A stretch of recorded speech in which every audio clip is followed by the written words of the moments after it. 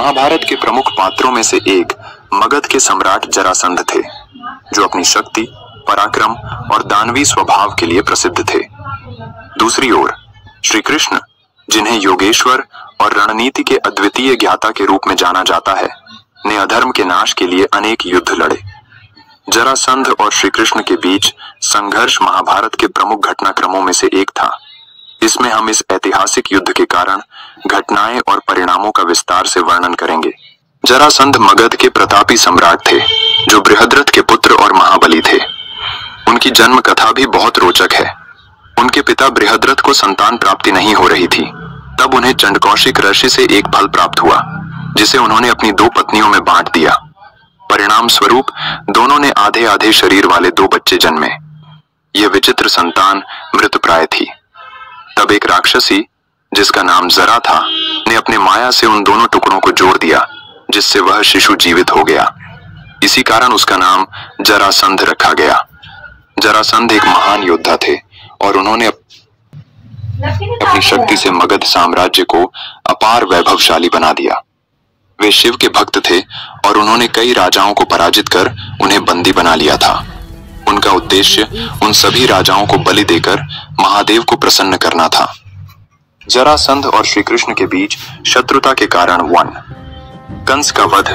जरासंध की बेटी अस्ति और प्राप्ति का विवाह कंस से हुआ था। जब श्री कृष्ण ने कंस का वध किया तो यह जरासंध के लिए व्यक्तिगत अपमान की बात थी। इसलिए उसने श्री कृष्ण से प्रतिशोध लेने के लिए बार बार मथुरा पर आक्रमण किया। 2. मथुरा पर आक्रमण। जरासंध ने श्री कृष्ण से बदला लेने के लिए मथुरा पर 17 बार आक्रमण किया। हर बार श्री कृष्ण और बलराम ने उसे हराया, लेकिन उन्होंने जरासंध का वध नहीं किया। 3. द्वारका की स्थापना। बार बार के युद्धों से बचने और अपनी प्रजा को सुरक्षित करने के लिए श्री कृष्ण ने समुद्र के किनारे एक अभेद्य नगर द्वारका की स्थापना की। 4. राजाओं को बंदी बनाना। जरासंध ने 86 राजाओं को बंदी बनाकर उनके बलि देने की योजना बनाई थी। श्री कृष्ण ने इसे अधर्म मानते हुए इस पर रोक लगाने का निर्णय लिया।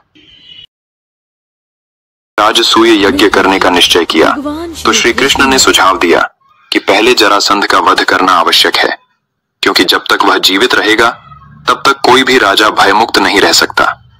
भीम, अर्जुन और श्री कृष्ण का वेश बदलकर मगध जाना। श्री कृष्ण, भीम और अर्जुन ब्राह्मण वेश में मगध नगरी पहुंचे और जरासंध से द्वार पर भिक्षा मांगी। जरासंध ने जब उनकी पहचान जानी तो उसने उन्हें भिक्षा देने के बजाय युद्ध की चुनौती दी। भीम और जरासंध का महायुद्ध। जरासंध अत्यंत बलशाली थे और उन्होंने कई दिनों तक भीम के साथ द्वंद्व युद्ध किया। यह युद्ध 13 दिन तक चला। भीम और जरासंध की ताकत लगभग बराबर थी, लेकिन जरासंध को मारना असंभव लग रहा था, क्योंकि वह 2 भागों में कटकर फिर से जुड़ जाता था।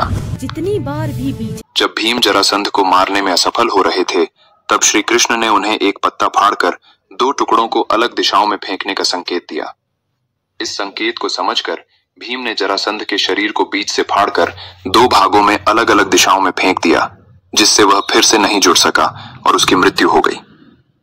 युद्ध के परिणाम 1. मगध का नया सम्राट। जरासंध के वध के बाद श्री कृष्ण ने उसके पुत्र सहदेव को मगध का राजा बनाया। 2. बंदी राजाओं की मुक्ति। श्री कृष्ण ने 86 बंदी राजाओं को मुक्त कराया, जो जरासंध की बलि चढ़ने वाले थे। 3. राजसूय यज्ञ की राह प्रशस्त। जरासंध के मरने से युधिष्ठिर का राजसूय यज्ञ संपन्न हो सका। 4. अधर्म का अंत। जरासंध की मृत्यु से धर्म की पुनः स्थापना हुई और अधर्म का अंत हुआ।